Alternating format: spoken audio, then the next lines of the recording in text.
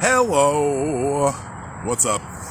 It is Posh Gibson here with a video talking about climbing back to the third eye throne, or alternately titled Shiva Reuniting with Shakti. And we'll get into what that means. So last night I was dancing, and I normally am not a dancer, right? The more I spend time in Hartford with people who are much more open to dancing than I've been in my life, the more I want to dance. And specifically house music. I fuck with house music. Never really listened to house music until after I started, befriending people who were into house music who were in Hartford. So last night, there was a House-a-ween event. Shout out to J3, shout out to Assad, DJ Stealth Lion, and all the crew at Rise Room. It was wonderful. And probably I danced the most I ever had in my life during this event. So I was dancing, right? And there was an occult teacher named Brother Panic, and I've been listening to him, some of his videos about Baphomet recently, about the Goetia recently. And, I put it akin to, when you're driving, because driving is a trance state, right? Your body is occupied with something, but your mind is free to explore things, expand upon things, right? Sometimes it's mundane, sometimes it's next level. So, I'm dancing, I'm into it, but also I'm exploring things in the mind that were brought up in these videos. And I was thinking a lot about, obviously when you're dancing, you're moving your hips, which is connected to your kundalini, which is connected to the base of your chakras. So I was thinking about all this, and, the idea of, or the concept of the tree of life, and, falling, right? Lucifer fell. And so when I'm dancing and thinking about all this, and I shout out to Ed Go, because at some point, at some break, I was like, man, I just had all these insights while I was dancing. And, the more I really pontificated about it, although it wasn't intellectual pontification, it was more of a goddess creative exploration about these concepts, the more I realized that, literally the journey back to our truest self is, it's through the chakras, right? It's through our chakras.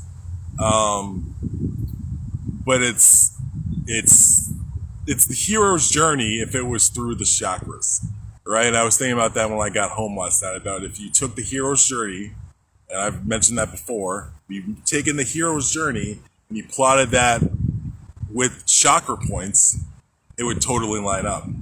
And so here's what I was thinking about. Okay, so your perineum, also known as the taint in the streets. The perineum is probably one of the most hilariously magical places on the universe, right? It's between your butthole and your sexual organs, right? We're just getting down to it, right? That is where your perineum is, also known as the taint. Now, in Qigong, esoteric science, energy medicine, whatever, yoga, there may be many names for it, right? But that's where your base of your spine is, right there. And I was thinking about it from the standpoint of, that is the beginning of the most powerful energy that you possess in your body. And I would argue, most powerful energy in the universe starts right there by your asshole and your private parts, right? The perineum, right? It's the bottom of the sacral. So it starts right there. But what is it next to? It's next to shit, right? And this is our earthly existence. It's next to the shit, right? That's our foundation. That's the first chakra.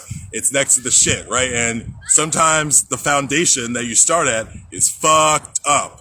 And you have to get to a point where, you can be aware of the ways it was fucked up and develop realizations and insights around the shit. Because it's very easy to, once you're in the shit and you're right next to the shit, even though you are powerful, as I'm saying, the bottom of the spine, the starting of the kundalini energy in the perineum, right? Even though it's very powerful, you start next to shit. And it's about transcending those root issues in that root chakra, right? So you realize that, actually I'm more than this shit. Even though there's shit all around me, I can forgive this shit. I can forgive myself for being around this shit, literally and figuratively. I can let go, right? digestive system, letting go of root chakra, right? So then, move past the root chakra. Then where are we? We're in the sexual organs, right? This is our creative energy. And I was thinking about this last night. I was thinking about our creative energy from a standpoint of, okay, so our foundation, whatever happened with that, we've come to some realization, right? We've come to some realization about our life and our foundation. We've done the necessary work to let that go and forgive, right? And we'll get into forgiveness when we get to the heart chakra, right? We've done the necessary work. So then we start moving up. We're at the sacral, right? We're at the creative, sexual center of our body, right? This is where, I mean, one, we get caught up in all sorts of creativity, right? There's nothing wrong with that, right? I mean, creativity can take the form of a child, or it can take the form of a piece of art, right? As I was thinking about this, also let me say, in working through this, kind of what I mentioned, it's not just what's in front of you with the root chakra or these other chakras we were talking about. It's the shadow aspect. It's the dark side of it, right? That's why foundations, it's a very easy dark side to start with. Because we all had some fucked up shit happen to us in some way, shape, or form. And you have to look at that shit. You have to look at your own dark side. You got to look at your own shadow and these different things. Because once you kind of look at that, go into the darkness and see what realizations, what awareness, what forgiveness can do, then you can extract some light there. Then that chakra does not become a hindrance. That actually becomes a superpower because you've turned that energy around. It's not just a shaky, half-assed foundation that you're always like, my uncle, my whatever, you always come back to. I'm empathetic to those situations, but it's just, you need to go beyond just clinging to that. And like, that means, this happened. That means it's acceptable for me to do this in my life, which is sometimes how we get ourselves caught up, is that we just condone that foundation, what happened to the foundation root chakra. Then it's like, as it carries out as we get older, we just let it transpire, and realizing that it's like, we got a fucked up foundation that we need to reconcile. It's not even just being aware of it and forgiving, that is the healing. We don't even necessarily need to do more than that. Just recognizing it, being aware, coming to some realization. Maybe the realization is like, that shit was fucked up and I wouldn't do that to other people, right? Maybe that's all the realization, So anyway, seeing the shadow aspects behind all the chakras, right? So then we get to the sacral chakra, right? This is our creative center. This is our sexual center. And, as I was just saying, creativity can take on many different forms, can take on many different varieties. But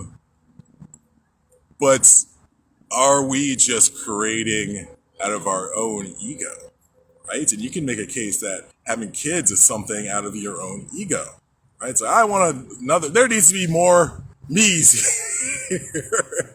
I'm not saying that happens all the time, but it can be a factor. And it's like, we need more me's out here.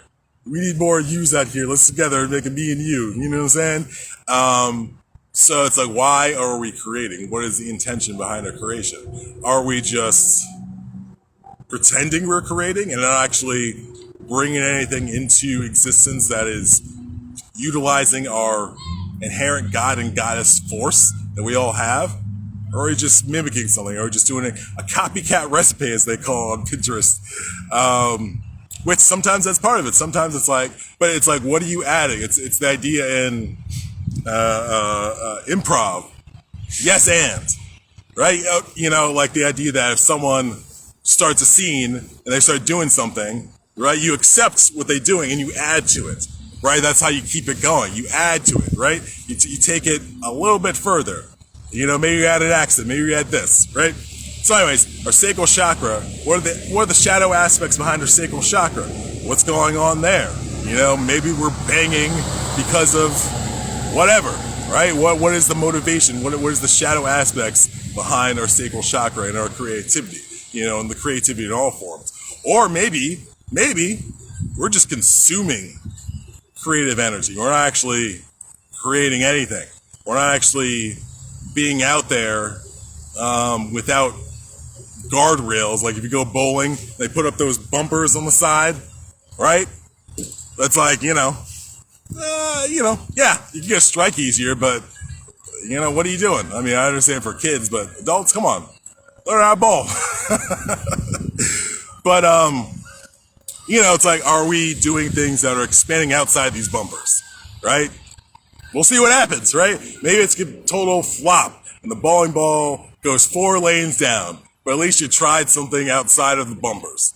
So the shadow aspects behind our sacral energy and creative energy, what is going on? Are you giving it out, or are you gathering? Are you becoming stronger? Are you becoming more powerful in this? Okay, so you move past the shit, then we move past our, you know, desire, right? Our lust, and it's be lust and desire for different things, which ties into the next chakra, our solar plexus chakra.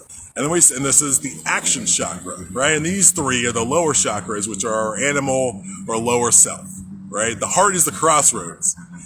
So we're in our we're in our solar plexus chakra, right? Now it's at the point where if you haven't dealt with your root chakra, your sacral chakra, you could be doing a lot of shit that's not in your highest interest. You know what I'm saying? Like, you could be doing a lot of shit out of shaky foundation, where it's like, you know, I was watching American Horror Story Asylum recently, and the serial killer in it, he's got mommy issues, to say the least, and he has this thing where he wants to suck on women's breasts, and that's an extreme example of it. But you might do things, right? Obviously that fuels his serial killerness in the show, but you might start doing things that you've pulled up from these other chakras, and you start doing things in ways that, I mean, unhealthy is like a very milquetoast way of putting it, but just some shit that's not gonna get you think it's gonna make you feel better, but it's not get you in the direction that is in your best interest, let's put it like that, or is the interest of your highest understanding. You're not cultivating any new knowledge or any new insights or any new understanding. That's a better way I'd put it. You know, you're just repeating patterns because it feels good and you think it'll make you feel better, but it never does. It probably makes you feel worse, slowly. And before you know, you've been doing it for 10 years and you're like, oh, what? I thought this was going to make me feel better. I just feel like I wasted 10 years. And sometimes that's how the shit is. So you get to your solar plexus, and then you have to look at your doing. What are you doing? What's your action? What are the shadow aspects of that? What's the shadow of your doing life? What do you do in a day? What do you do?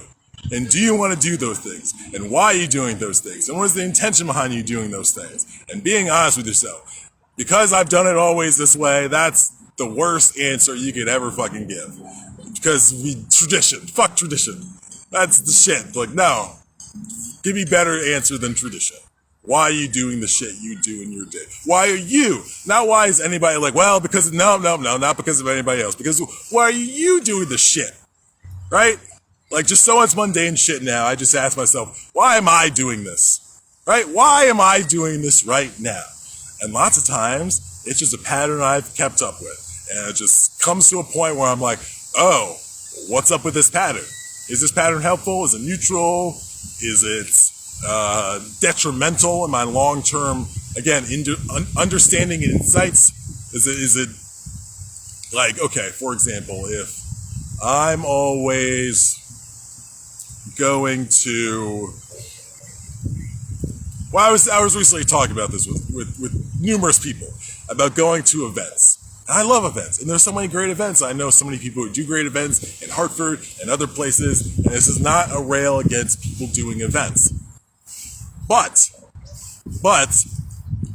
if we're always going to events, when are we working on our whatever the fuck?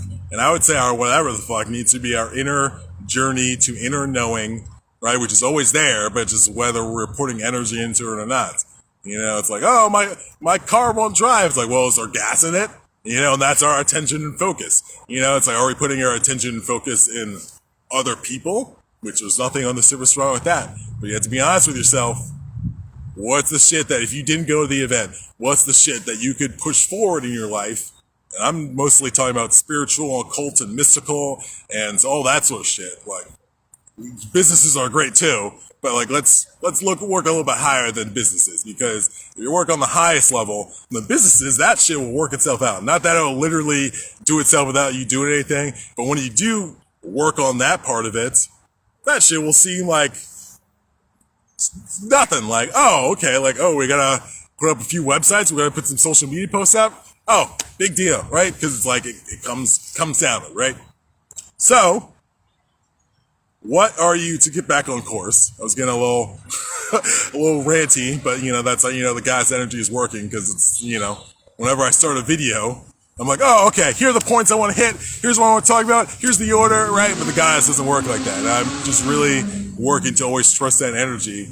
And I heard it once put by Chappelle, where he's talking about with Seinfeld about, he didn't call it like this, but like the idea, just pulls up in the car. And you just gotta get in. Maybe you're sitting in your pajamas. Maybe it's like you haven't brushed your teeth, but it's like beep beep. Like the guy's like, yo, get in, right? And you gotta trust that. You can't be like, oh wait, guys, where are we going? What? Oh, like, but I gotta be back at like 4 p.m. Are we gonna be back? You're like, no, shut the fuck up. Just get in the fucking car, right? Because you gotta trust the guys. You gotta trust that energy where it's going, right? Because it's illogical. And before you know it, you're on some fucking really cool shit. But if you just trust your logical mind about like, oh, well, do you have the address? Oh, like, well, who's vending?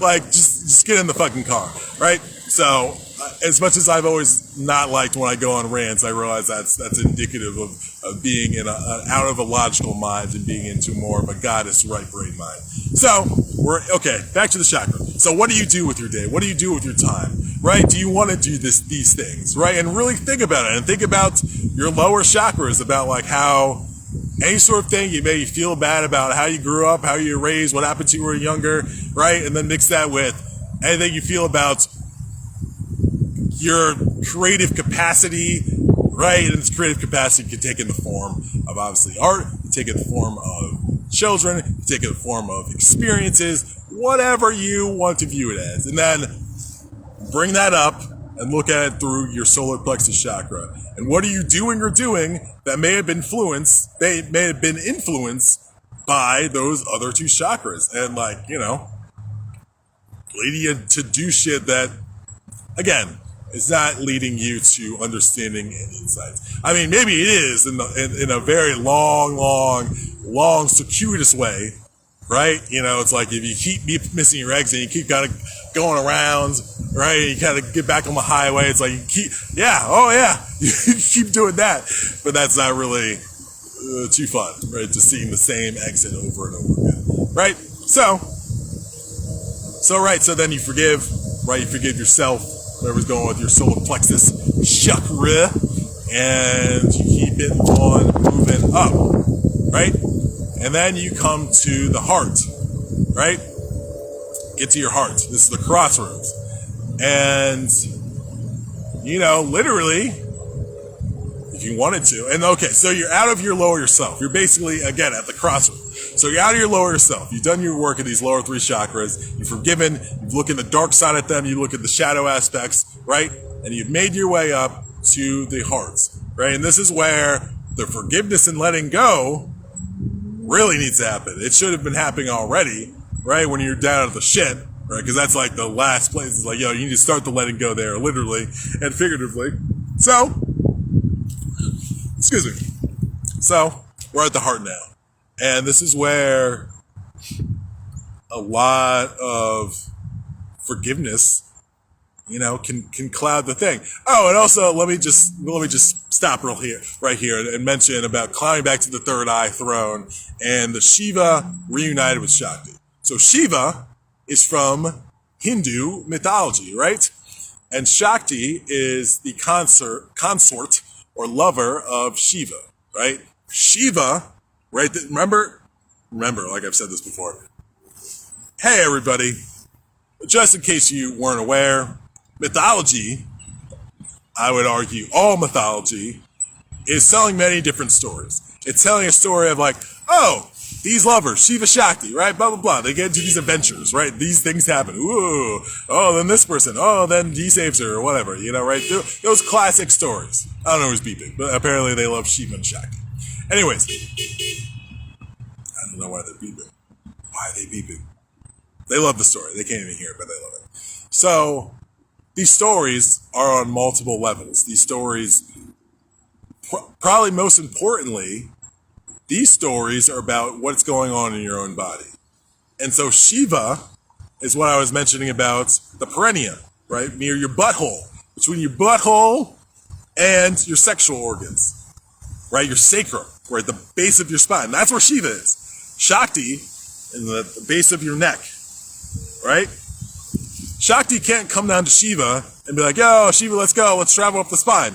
Shiva's got to make it Shakti, right? I was even thinking about Rapunzel and that story about it being another version of Shiva returning to Shakti.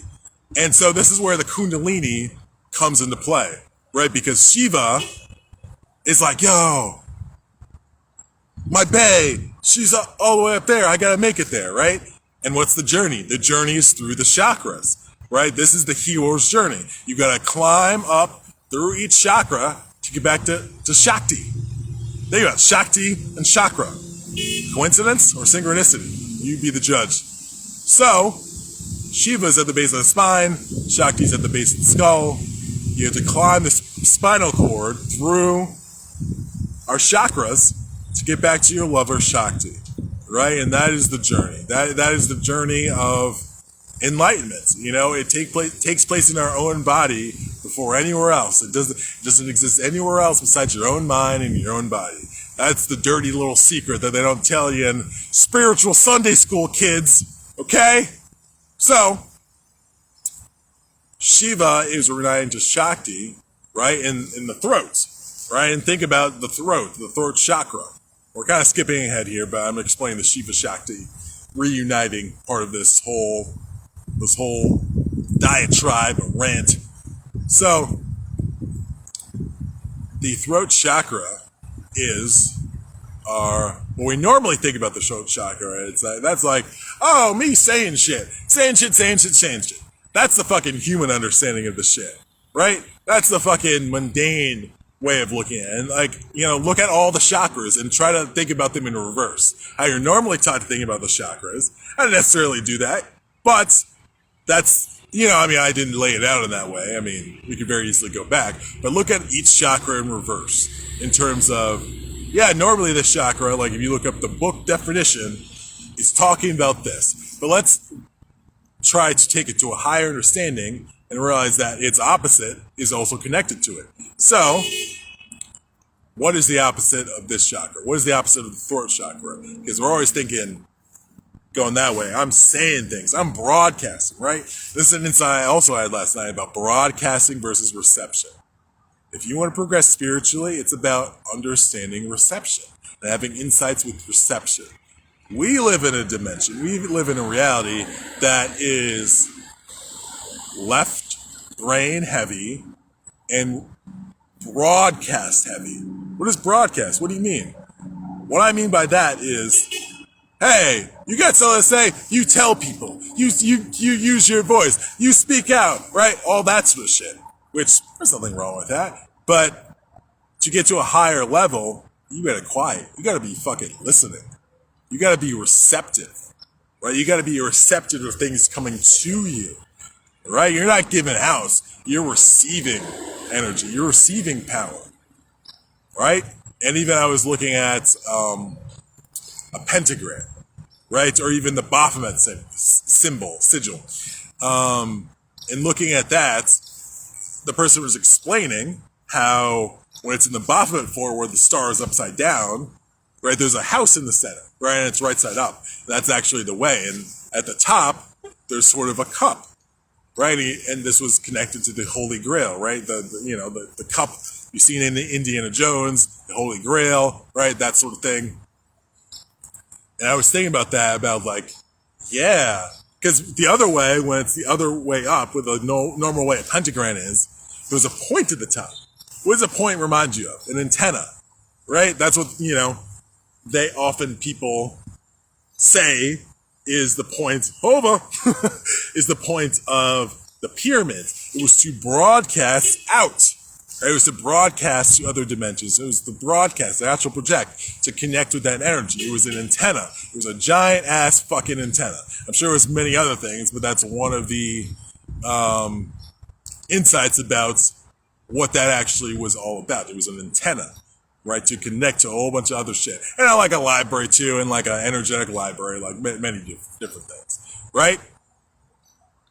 So, can a point, if you try to fill up a point like this with liquid, would that work? Would you be able to use a triangle to consume something? If you had an energy drink, it was in a triangle, unless it was hollow. But just think of it, triangle, just in terms of receiving. It doesn't really work. It's more of like a broadcasting thing. But then you have an upside down triangle. Looks like one of those cups, like, you know what I'm saying? Like those little like whites. Like, you know, if you have one of those water containers, right? One of those little cups, like they're, you know, a little circle, but they're like cylindrical triangles, I would call them. And those can contain a liquid. You can drink the water with those, right? So that is actually the natural state, and that actually is the enlightened state. You know, getting out of the mindset of us doing shit all the time, right?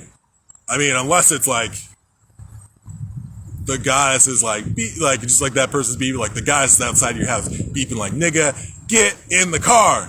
We gotta go, right? Because she'll be out. She'll be out. She doesn't fucking care if you get in the car or not, right? And this is an energy. This is the energy of creativity. And you could choose to get in the car, or you could just not choose to get in the car. It's up to you. So, as you choose to get in the car or not, you have to recognize... I lost my train of thought. I was trying to figure it out by repeating what I said, but I lost my train of thought. As you climb back to Shakti, as Shiva, you have to recognize your chakras. But no, that's literally what we're talking about.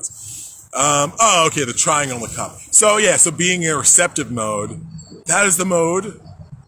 If you want to, you know, I want to progress spiritually. I don't know about you. I want to progress my psychic powers, my occult powers, my spiritual powers, and that's why I'm working towards. That's why I'm actively, literally, on a day-to-day, working on and working towards and progressing in and progressing in. Right? All these things are happening.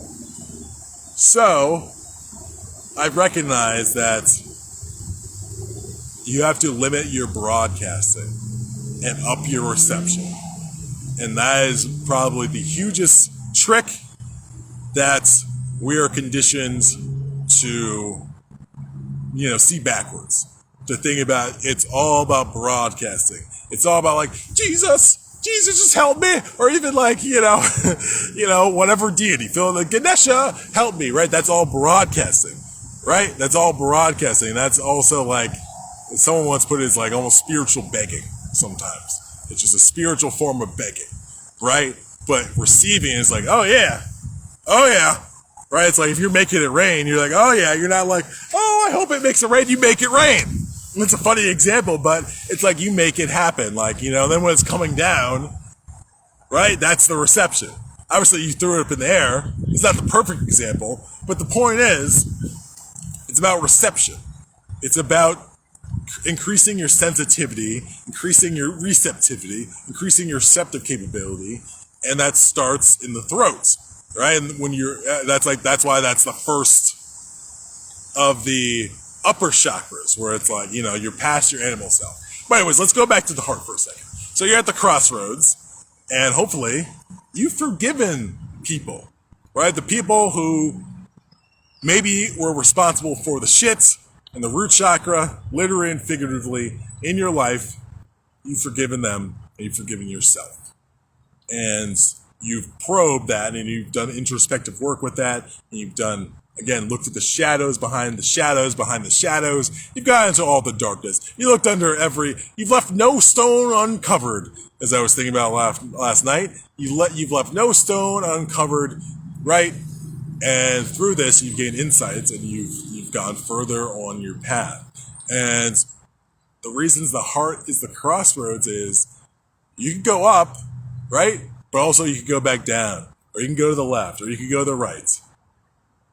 And, you could do things with your hands. You just draw on that solar plexus energy and just like do shit. Or you continue going up. And I was thinking about something also related to this with about going up and looking up, right? If you look up, there's something that happens that I'm really have been studying recently and putting together about, we were saying the base of the spine where Shakti is. That's also where there's a reservoir in a place for cerebral spinal fluid, right? Which goes all up and down your spinal cord. This is very important. So when you do this movement and you look back, you look down like that, you're activating what's called the cranial pump, right? Which is in your lateral ventricles. You look this shit up. So I went deep in rabbit holes about this. And I was trying to understand this from an esoteric occult reason why this is so important. It's like almost if Shakti's in the base of the spine, doing this helps actually wake up Shiva.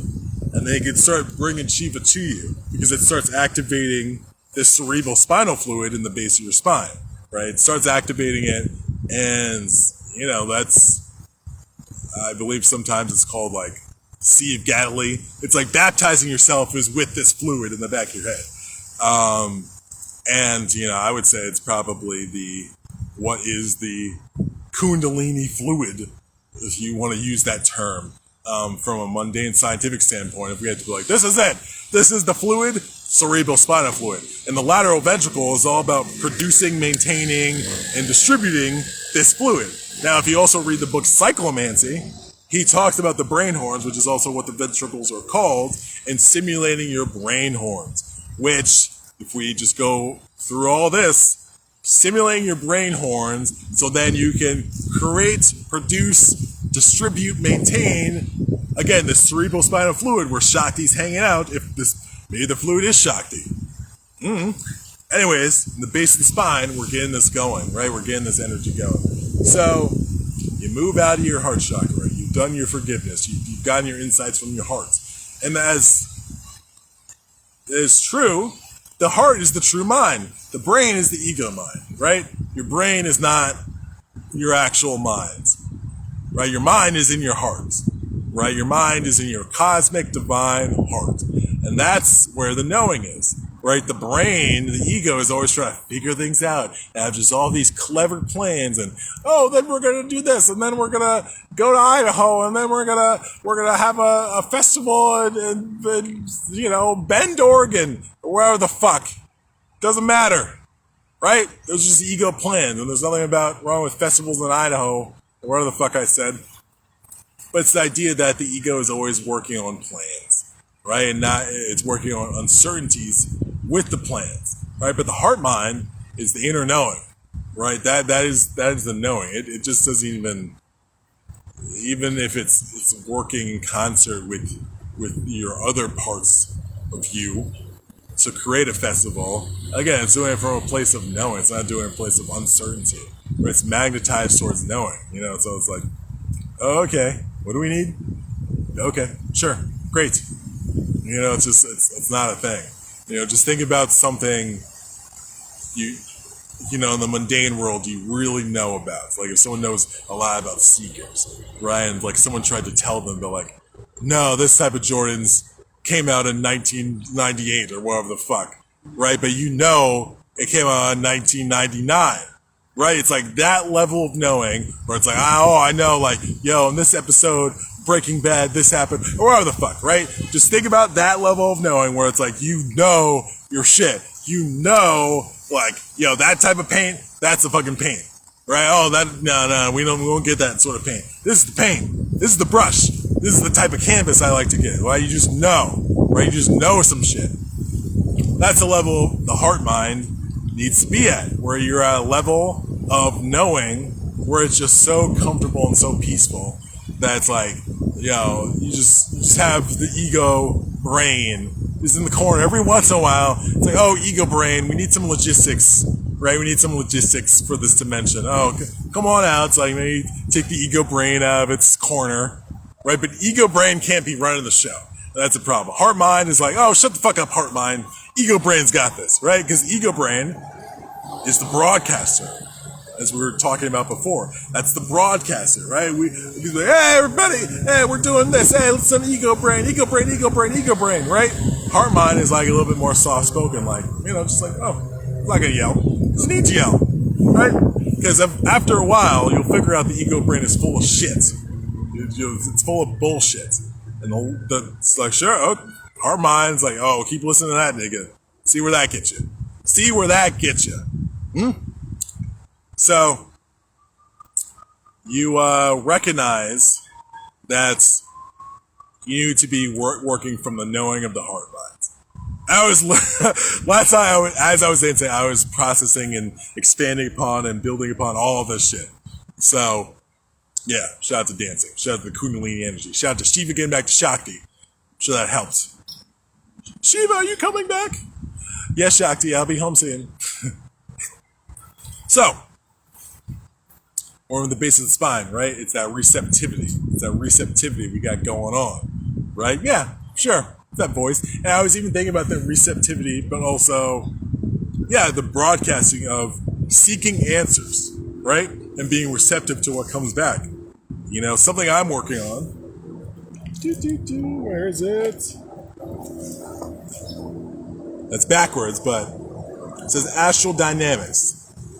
A new approach to out-of-body experiences by Robert Bruce, right? So, probably for the past year, much more seriously recently, but I've been working on astral projection. And from an occult standpoint, from a spiritual standpoint, the benefits, among many things, of astral projection is you can start finding out your own answers. And that's what I'm all about. I'm about finding out my own answers. Books are great, but I'd like to find out some things to a higher degree of experiential level and ask my own questions and see what comes back. And that's the back and forth, right? That you're asking, right? You're finding out new information. You're creating your own experience, but you're receptive to what comes back to you. And you're not going to be like, oh, whoa, whoa, whoa, whoa, whoa, whoa. That's not what the answer I want. Well, it is beautiful cover art. Shout out to Robert Bruce. I don't know who did that cover art, but it is very beautiful cover art. But yeah, being receptive and being open and being expansive and not constricted and limited with when you ask a question, especially an expansive question, on the highest level of your astral projection, right? You're talking to guides and you're at Akashic Records, right? The answer that comes back may challenge you. And probably often, if it's a very high-level answer, it will challenge you. And you have to reconcile that, you have to deal with that, because that probably means you're holding on to something that this answer is getting in the way of. Or that the way you're holding on is getting in the way of you fully connecting with the information you've received, right? And, this is where receptivity is important, right? Are you just being like, no, this is a broadcast-only station. We don't receive anything. We don't take calls. We don't take emails. We don't take texts. Fuck this. We only broadcast. That radio station would suck. Fuck that radio station. That's why I love call-in radio stations. That's why I love sports talk radio. Because people can call in, just say, whatever. Not like whatever. If you start saying some problematic shit, they'll hang up on you. That's why there's delay and shit. But you can really just say what's on your mind about, sports-related things mostly, but every once in a while people make a comment about pop culture on there. And so it's just very funny to me, because it's like, yeah, it's not just the host just talking about these different things that have happened in sports, about, what people who are listening think about the sports, and also think about what they said about the sports, and blah, blah, blah, blah, blah, et cetera, et cetera. So, and the throat chakra. So